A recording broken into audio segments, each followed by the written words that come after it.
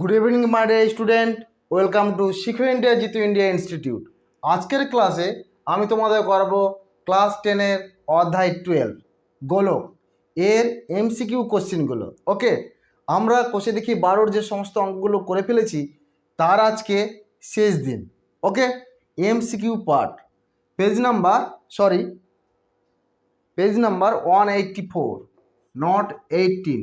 ওকে, অতএব তোমাদের অঙ্ক বইটা খুলে নাও এবং আমার সাথে সাথে সেই তোমাদের 15 নম্বর থেকে শুরু করে 16 পর্যন্ত যা অঙ্ক রয়েছে এমসিকিউ সবগুলো আমরা কি করব আজকের ক্লাসে সলভ করব।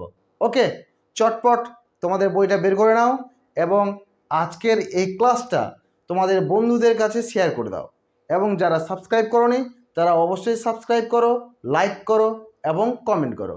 ওকে, চলো তোমরা খাতা পেন নিয়ে রেডি হয়ে যাও এবং বইয়ের 15 নম্বর থেকে পড়তে শুরু করো। 15-র এ নম্বরের 1 নম্বর কোশ্চিন কি বলেছে দেখো। 2r একক দৈর্ঘ্যের ব্যাসার্ধ বিশিষ্ট নিরেট গোলকের আয়তন অপশন দিয়ে দিয়েছে। অপশন এ 32 পাই r³/3 ঘন একক, অপশন বি 16 পাই r³/3 ঘন একক, অপশন সি 8 পাই r³/3 ঘন একক, অপশন ডি 64 পাই r³/3 ঘন একক। দেখো কোনটা হয়। ঠিক আছে, আমার সাথে সাথে তোমরাও অঙ্কগুলো করতে শুরু করো। এর আগে অলরেডি আমরা এই গোলক চ্যাপ্টারের ওপর কটা ভিডিও দিয়েছি বলো তো? 3টা। যারা দেখোনি তারা অবশ্যই দেখে নাও। 15 এর 1 নম্বর কোশ্চেন দেখো, লেখো 2r একক ব্যাসার্ধ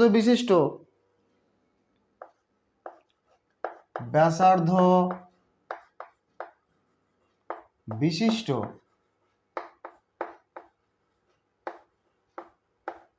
নিরেট গোলকের আয়তন,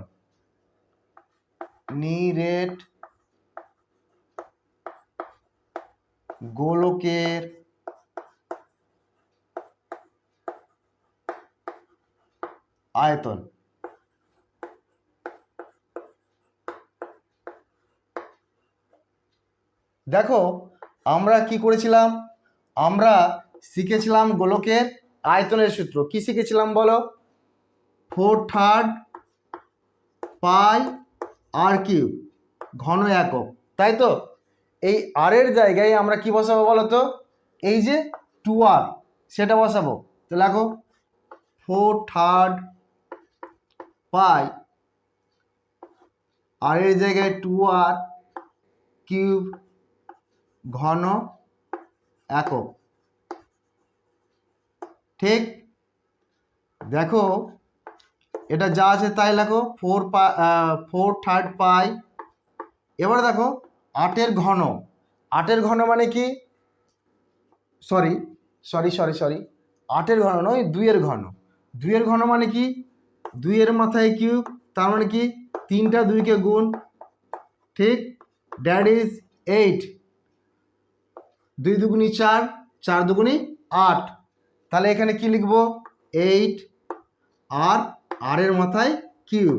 ওকে, ঘন একক। এবার দেখো এই 8 দিয়ে কি করবো? 4কে গুণ করব। তাহলে 8 দিয়ে 4কে গুণ করলে কি হয় বলো? 32/3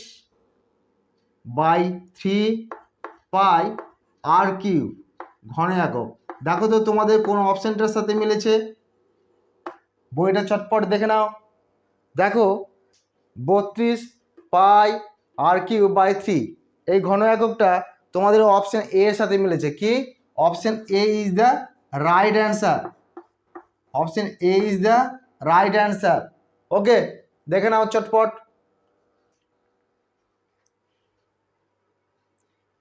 দেখো 1 নম্বর হয়ে গেলে 2 নম্বরটা দেখো কি বলেছে। দুটি নিরেট গোলকের আয়তনের অনুপাত 1:8 হলে তাদের বক্রতলের ক্ষেত্রফলের অনুপাত করো। ঠিক আছে, বক্রতলের অনুপাতটার অপশন এ কি বলেছে দেখো 1:2, অপশন বি 1:4, অপশন সি 1:8 এবং অপশন ডি বলেছে 1:16 অর্থাৎ 16। ওকে, চলো 1 নম্বরটা মুছে দিই, মুছে দিলাম।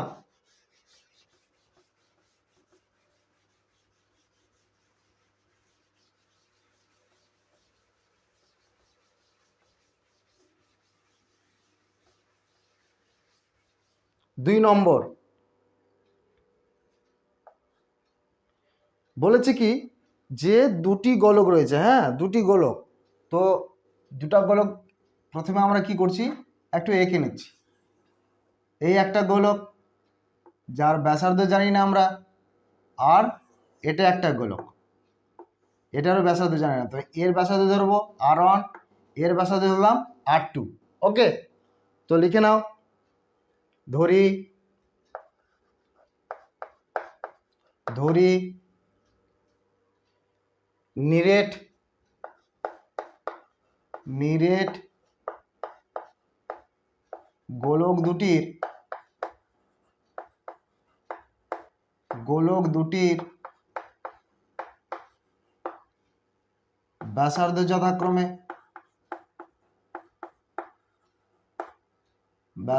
যথাক্রমে কি R1 ও R2 একক। ঠিক আছে, তাহলে কি করো, এবার আমরা করব কি দুটি গোলকের আয়তন বের করে নেব। তো লেখো, অতএব গোলক দুটির আয়তন যথাক্রমে কি হবে, একটা হবে 4/3 পাই R1 কি ঘন একক।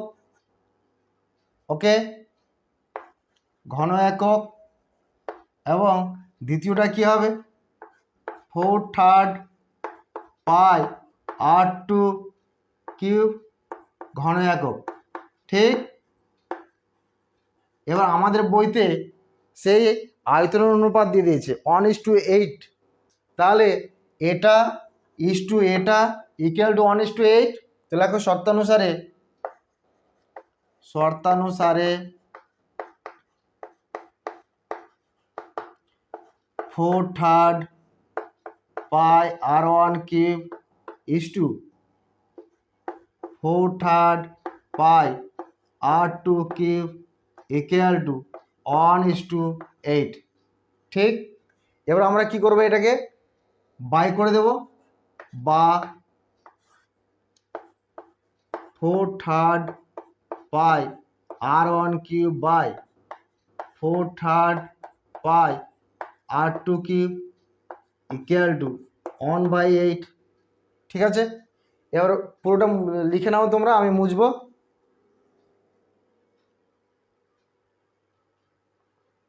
এবার এখানে দেখো 4/3 পাই, আর এখানে নিচেও দেখো 4/3 পাই, তাহলে কি হলো, এটা কেটে গেল, কেটে দাও। এবার উপরে লিখছি,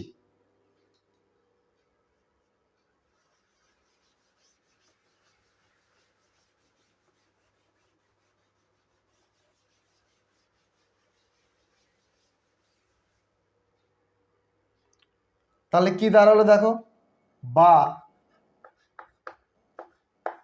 R1 cube by R2 cube equal to 1/8। ঠিক, বা R1 বাই R2 তার হোল কিউব ইকুয়াল টু, এটাকে লেখা যায় 1/2 তার হোল কিউব। ঠিক আছে, 1/2, তিনটে 1/2কে গুণ করে দেখো, 1/2 গুণ 1/2 গুণ 1/2 ইকুয়াল টু কি দাঁড়াবে 1/8। ওকে, তাহলে এখানে কি দাঁড়ালো, বা অতএব দাও, অতএব R1 by R2 equal two কি দাঁড়ালো 1/2, কেননা ওপরের পাওয়ার যদি কি হয় ইকুয়াল হয়ে যায়, তাহলে এইগুলো কি হয়ে যায় ইকুয়াল হয়ে যায়। ওকে, ঠিক আছে এইটুকু। এবার বলেছি কি যে বক্রতলের ক্ষেত্রফলের অনুপাত, তো লেখো অতএব অতএব গোলক দুটির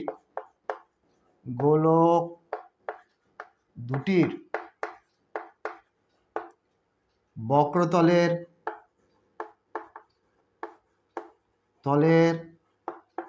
ক্ষেত্রফলের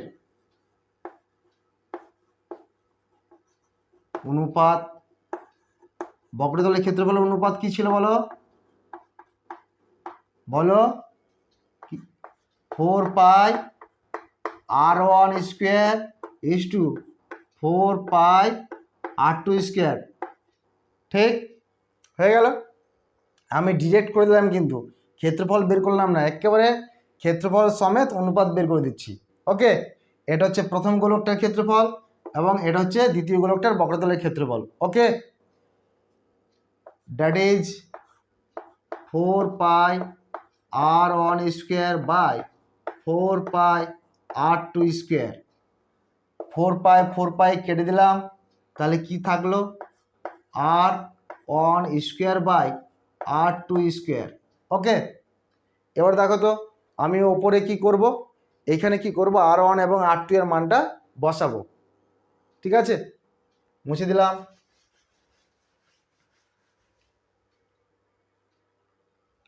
equal to r1 by r2 তার whole square.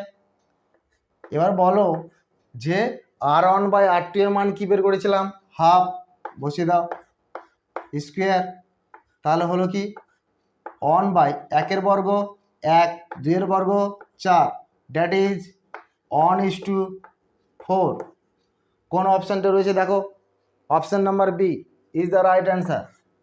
Option number B is the right answer. বই দেখে নাও। ওকে, এবার 3 নম্বর অঙ্কটা পড়ো। বলেছে কি 7 সেন্টিমিটার দৈর্ঘ্যের ব্যাসার্ধ বিশিষ্ট একটি নিরেট অর্ধগোলকের সমগ্র তলের ক্ষেত্রফল। ঠিক আছে, এটা মুছে দিচ্ছি।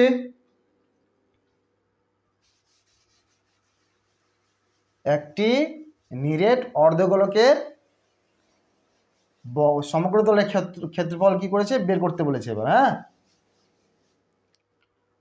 ব্যাসার্ধ কত দিয়েছে 7 সেন্টিমিটার, দ্যাট ইজ অর্ধগোলক এর ব্যাসার্ধ হচ্ছে 7 সেন্টিমিটার। ওকে, তাহলে এবার বের করো কি সমগ্র তলের ক্ষেত্রফল। তো লেখো 3 নম্বর 7 সেমি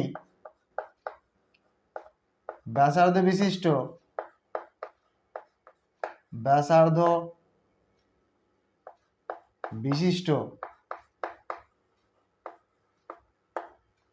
বিশিষ্ট নিরেট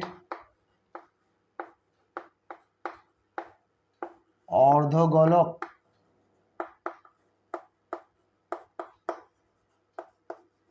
টির সমগ্র তলের ক্ষেত্রফল।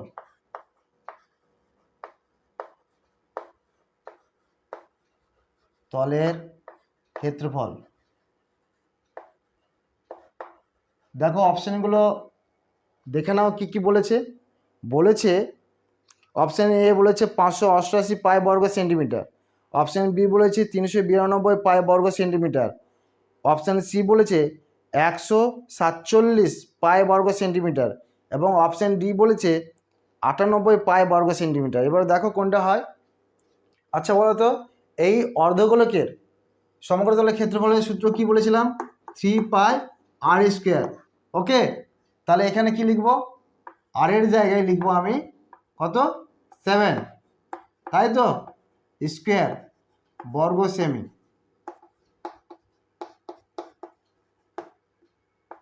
তাহলে দেখো 3 পাই 7 বর্গ কত 49, 7কে 7 দিয়ে গুণ করো, 7 7 49 হয়, ঠিক তো, বর্গ সেমি। এবার 49কে কি করো 3 দিয়ে গুণ করে দাও। 49কে 3 দিয়ে গুণ করলে হবে 147 পাই বর্গ সেমি।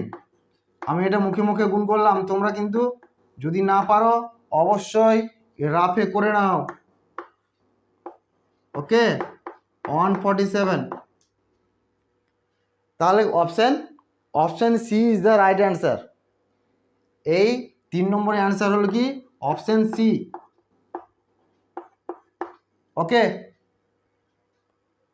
নেক্সট 4 নম্বরটা পড়ো। বলেছে দুটি নিরেট গোলকের বক্রতলের ক্ষেত্রফলের অনুপাত 16:9 হলে তাদের আয়তনের অনুপাত কত? এই অঙ্কটা দেখো 2 নম্বরের পুরোপুরি উল্টো।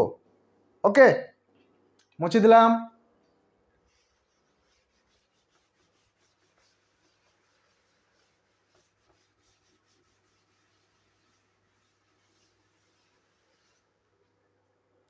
চার, দুটা গোলক দিয়ে দিয়েছে এখানে। এর ব্যাসার্ধটা আমি ধরে নিচ্ছি R1, এর আগেরটার মতোই, হ্যাঁ, এবং এটারও ধরে নিলাম R2। এবার আমাদের বলে দিয়েছে কি বক্রতলের ক্ষেত্রফল বলে দিয়েছে। হ্যাঁ, তো লেখো, ধরি নিরেট গোলক দুটির ব্যাসার্ধ যথাক্রমে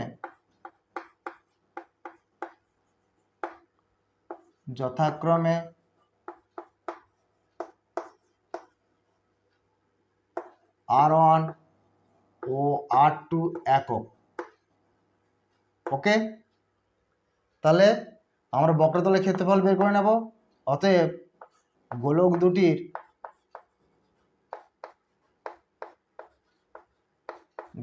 দুটির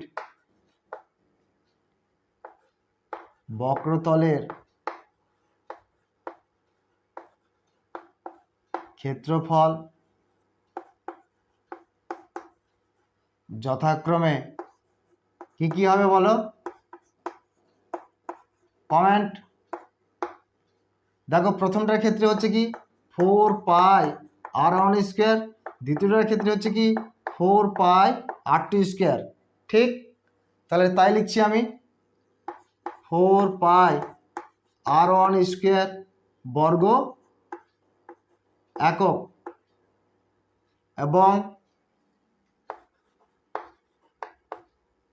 এবং দ্বিতীয়টা হচ্ছে 4 পাই R2 স্কোয়ার বর্গ একক।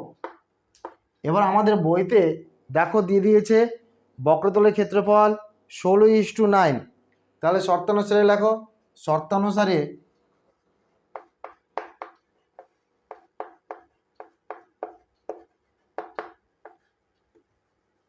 4 pi R1 square is to 4 pi R2 square equal to 16:9। ঠিক আছে, এবার তাহলে এটাকে কি করা যায়? বাই করতে হয়, বাই করো। 4 pi R1 square by 4 pi R2 square equal to 16/9। 4 pi কেটে গেল, তাহলে কি দাঁড়ালো? তাহলে হলো বা R1 square by R2 square equal to 16/9। Okay, বা আমি এটাকে লিখতে পারি R1 বাই R2 তার whole square equal to 16/9। Okay, আমি ওপরটা মুছবো, চটপট লিখে নাও। মুছে দিলাম।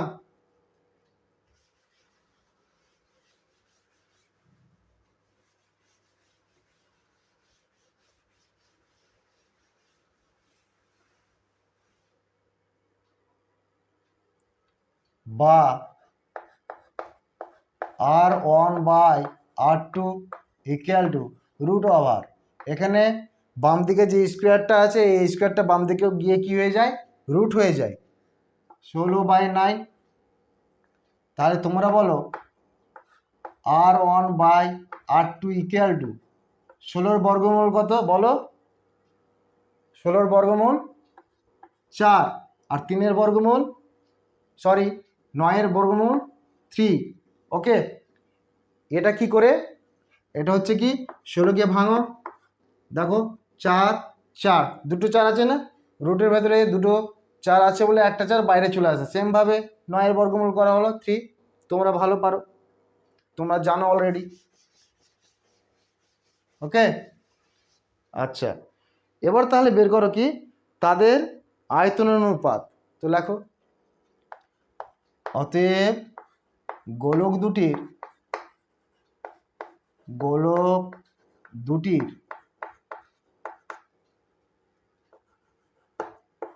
আয়তন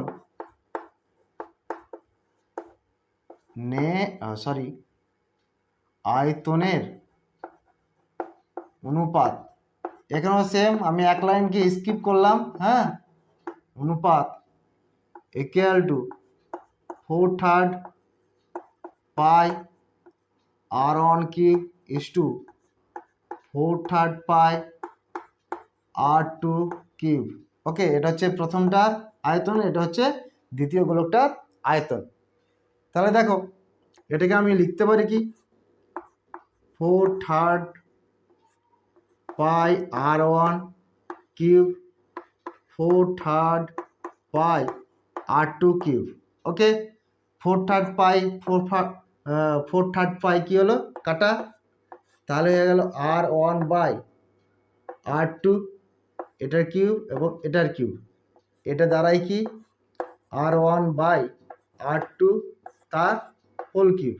ওকে, এটা দ্বারাই এবার তাহলে কি করব, R1 এবং R2 এর মান বসিয়ে দেব। ওকে, বসাও। তাহলে বসালে হয় কি, বসালে কি হয়, বসালে হয় এইটা, কোনটা, ইকুয়াল টু R1/R2 এর মান কত বের করেছিলাম, 4/3, তাই তো, কিউব। তাহলে এবার বলো যে 4-এর ঘন কত। 4-এর ঘন মানে হচ্ছে 3টা 4-এর গুণফল। তো 3টা 4কে যদি গুণ করো তাহলে হবে 64। ওকে, এবং 3টা 3কে গুণ করলে হবে 27। তাহলে কি ইকুয়াল টু লেখা যায় 64:27। তোমাদের অপশান কোনটা মিলছে দেখো, অপশানটা হচ্ছে option A, 64:27। Option A is the right answer. Okay, next দেখে নাও ভালোভাবে, ঠিকঠাকভাবে।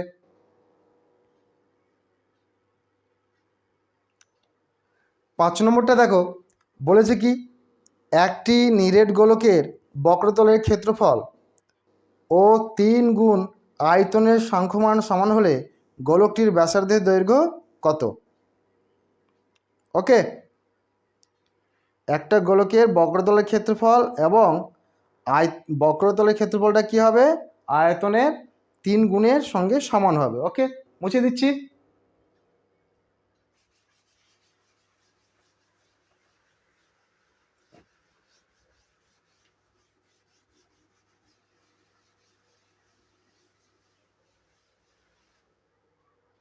মনে করো এটি একটি গোলক যার ব্যাসার্ধ হচ্ছে R। ওকে, তো লেখো, ধরি নিরেট গোলকটির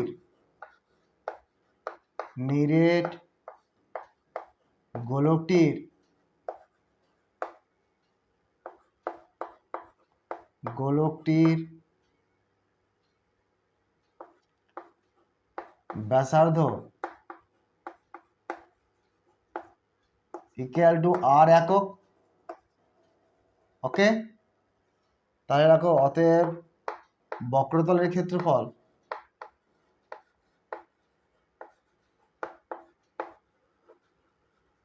ক্ষেত্রফল equal to 4 pi R square বর্গ একক, হ্যাঁ কি না বলো? ইয়েস। এবং আয়তন equal to 4/3 pi R cube ঘন একক। ঠিক আছে, এবার বই যে কথাটা বলেছে সে কথাটা হচ্ছে কি, যে এই বক্রতলের ক্ষেত্রফলটা এর 3 গুণের সাথে সমান হবে। তো লেখো শর্তানুসারে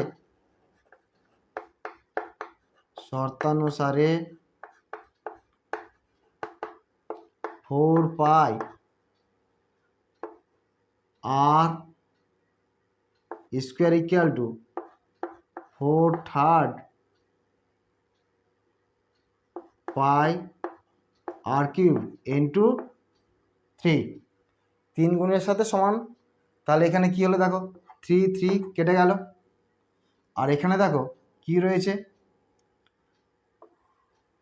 এটাতে ভালো করে লক্ষ্য করো, 4 পাই আর স্কোয়ার, আর এটা কি হচ্ছে 4 পাই আর কিউব। তাহলে এটাকে দেখো তো আমি এইভাবে লিখতে পারি, 4 pi R square equal to 4 pi R square into R লিখতে পারি, R square into R equal to R cube. Okay, তাহলে দুই দিকে দেখো এটা আর এটা কি আছে, ইকুয়াল আছে না? তাহলে আমরা কি করব, এলিমিনেট করে দেবো। তাহলে দাঁড়ায় কি, এলিমিনেট মানে হচ্ছে কি বাদ দেওয়া, বাদ দিয়ে দিলাম, বা উভয় পক্ষে কেটে দাও, কেটে যায়। তাহলে এখানে থেকে যায় কি 1,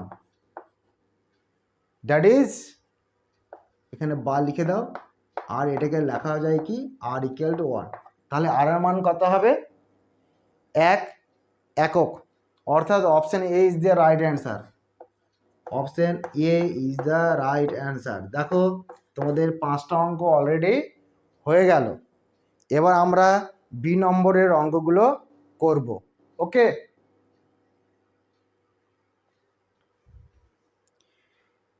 কি বলেছে বি নম্বরে, দেখো নিচের বিবৃতিগুলি সত্য না মিথ্যা লিখি। 1 নম্বর কি বলেছে, একটি নিরেট গোলকের ব্যাসার্ধের দৈর্ঘ্য দ্বিগুণ করলে গোলকটির আয়তন দ্বিগুণ হবে। কথাটা কি ঠিক? দেখে নাও, মুছে দিলাম।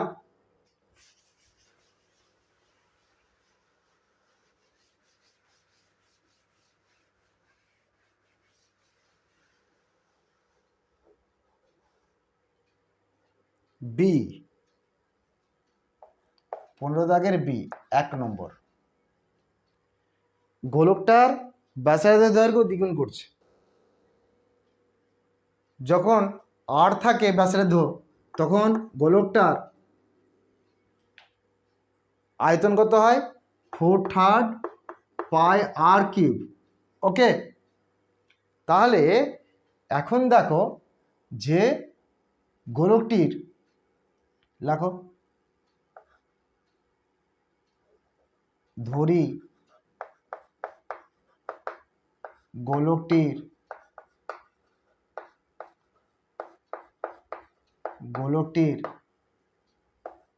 ব্যাসার্ধ, ঠিক আছে, 2r একক, মানে হচ্ছে কি ব্যাসার্ধের দৈর্ঘ্য দ্বিগুণ করে দিলাম ডিরেক্ট। ওকে, তাহলে আয়তনটা কি দাঁড়াচ্ছে, তাহলে আয়তনটা দাঁড়ায়, নিজের চোখে দেখে নাও, 4/3, আচ্ছা 4/3 পাই হয়ে গেল, আর এর জায়গায় কি বসাবো, 2r একক ঘন একক। তাহলে দেখো 4/3 পাই, 2 এর ঘন 8 আর কিউব ঘন একক। এই 8টাকে কি করব, আগে লিখছি, অর্থাৎ 8 গুণ 4/3 পাই আর কিউব ঘন একক। যখন গোলকটার ব্যাসার্ধ কি ছিল, আর একক, তখন আয়তন ছিল কি 4/3 পাই আর কিউব ঘন একক। এখন দেখো ব্যাসার্ধটা কি করলাম, দ্বিগুণ করলাম। তাহলে আয়তনটা কি বেরোলো? আগের তুলনায় 8 গুণ বেশি। আর তোমাদের বইতে কি বলেছে? যে দ্বিগুণ হবে। কথাটা কি 100% মিথ্যা? এরা না মিথ্যা কথা বলার জায়গা পায় না। তো লিখে দাও, অতএব উদ্দিষ্ট বিবৃতিটি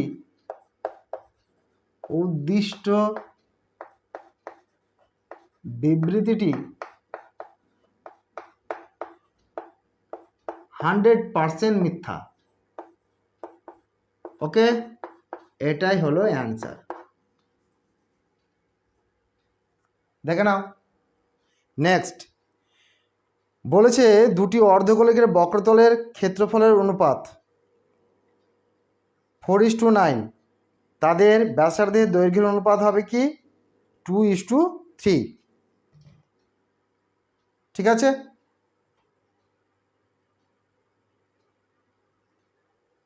মুছে দিলাম এটা।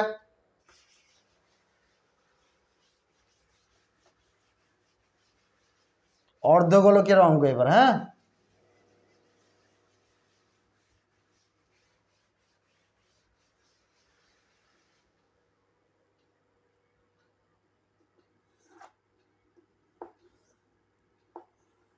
অর্ধগোলক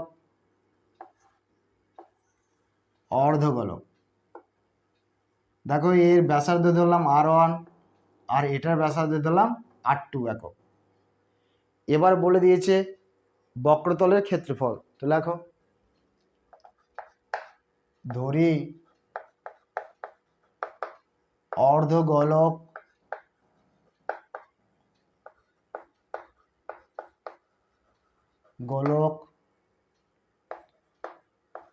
দুটির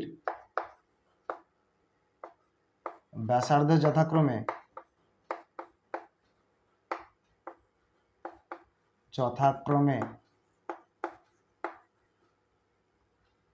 R1 ও R2 একক।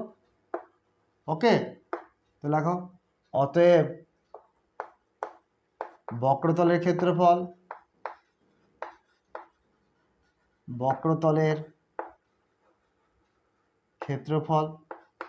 বলো, অর্ধগোলকের বক্রতলের ক্ষেত্রফলের সূত্র কি ছিল? 2πr², তাই তো? এটা R1 হবে আর এই ক্ষেত্রে হবে 2πr²। ওকে, তো লেখো, যথাক্রমে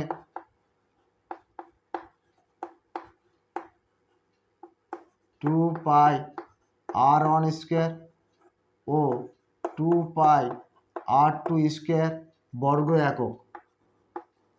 এবার এই দুটি বক্রতলের ক্ষেত্রফলের অনুপাত তোমাদের বইতে বলে দিয়েছে 4:9। তো শর্তানুসারে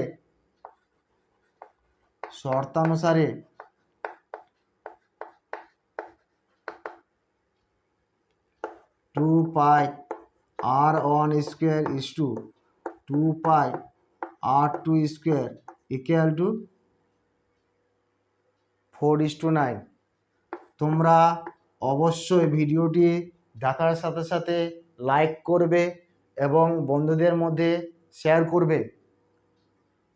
ঠিক আছে, তোমরা কিন্তু লাইক করছো না,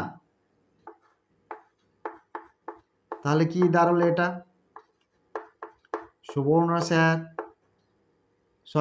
সুবর্ণ স্যারের পড়ানো কি তোমাদের ভালো লাগছে না?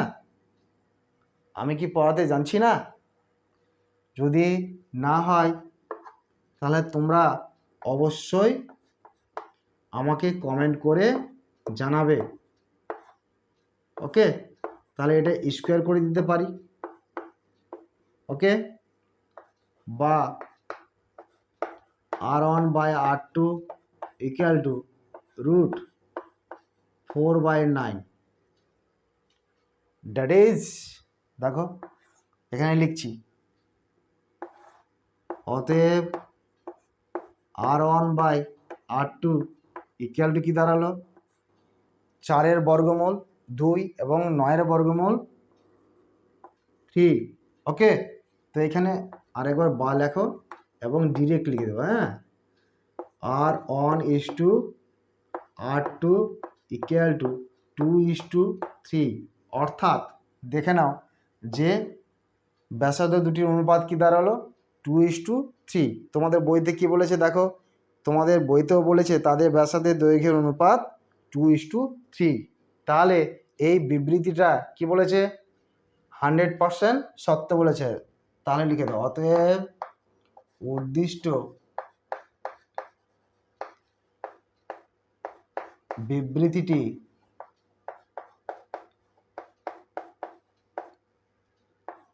সত্য। এটা ভালো। ওকে, এবার আমরা করব কি শূন্যস্থান পূরণ করব। ওকে, সি নম্বরটা দেখো,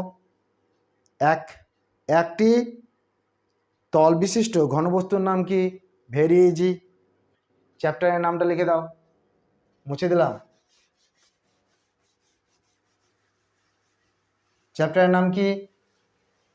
স্ফিয়ার, গোলক, ঠিক তো? তাহলে একটি তল বিশিষ্ট ঘনবস্তুর নাম গোলক। চটপট লিখে নাও, চটপট লিখে নাও। সি, একটি তল বিশিষ্ট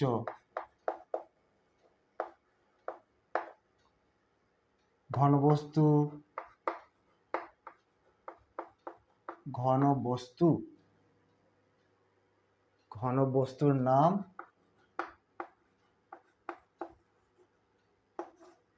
গোলক। কেন?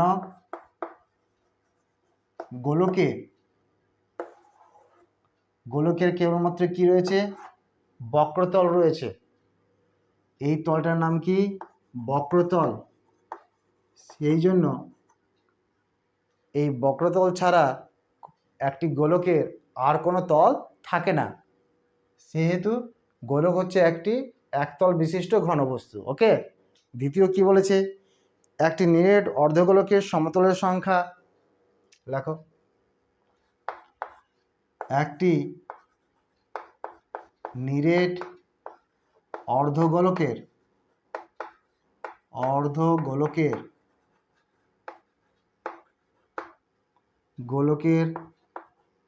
সমতলের সংখ্যা। পাগলা, জানিস না সমতলের সংখ্যা কত? এক। কত? এক। দেখে নাও, এই যে দেখো, এটা একটা অর্ধগোলক, এটা কি সমতল না? তাহলে কি বলেছে? অর্ধগোলকের সমতলের সংখ্যা একটাই, আর আছে কি? নাই। এর হচ্ছে দুটি তল, এটা হচ্ছে বক্রতল আর একটা হচ্ছে সমতল। ওকে, অর্ধগোলকের কটি তল? দুটি তল, সমতল, বক্রতল। এবার 3 নম্বর কি বলেছে? একটি নিরেট অর্ধগোলকের ব্যাসের দৈর্ঘ্য 2r একক হলে সমতলের ক্ষেত্রফল কত? লেখো।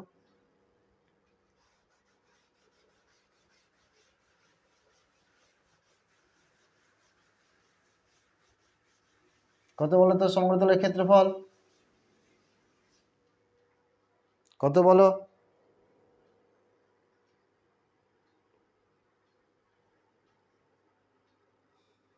দেখে নাও, একটি অর্ধগোলক আঁকো, দ্যাট ইজ অর্ধগোলক। এটা মুখে মুখে হয়ে যাবে। হ্যাঁ, দেখো, এর ব্যাসার্ধ যখন আর, তাহলে সমগ্রতলের ক্ষেত্রফলের সূত্র কি হচ্ছে? 3πr²। ঠিক। এবার দেখো, আমার এর ব্যাসার্ধ কত বলেছে?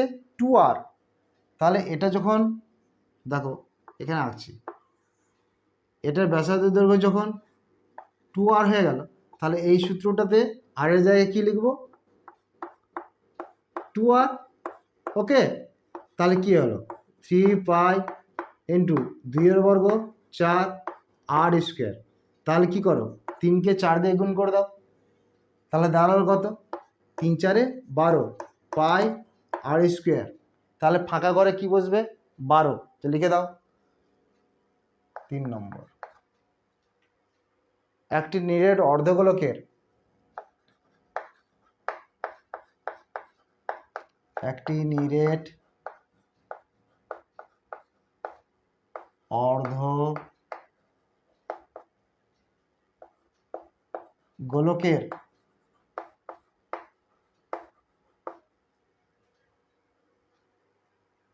ব্যাসার্ধের দৈর্ঘ্য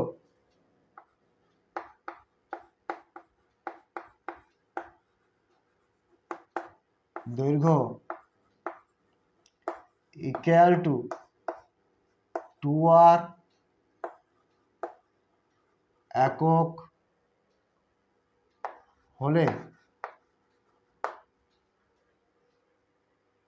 সমগ্র তলের